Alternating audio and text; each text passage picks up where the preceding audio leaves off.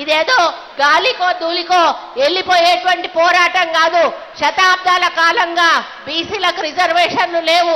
ఈ రోజు మా నాయకుడు రేవంత్ రెడ్డి గారు ఓసీ అయి ఉండి కూడా ఈ రోజు ఆయన మా తెలంగాణలో శాస్త్రీయ పద్ధతిలో జనగణన కులగణన చేశారు.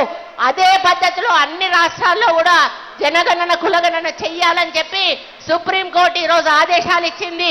సెప్టెంబర్ ఆఖరులో గల లోకల్ బాడీ ఎన్నికలు నిర్వహించాలని కూడా ఈరోజు ఆదేశాలు ఇచ్చింది.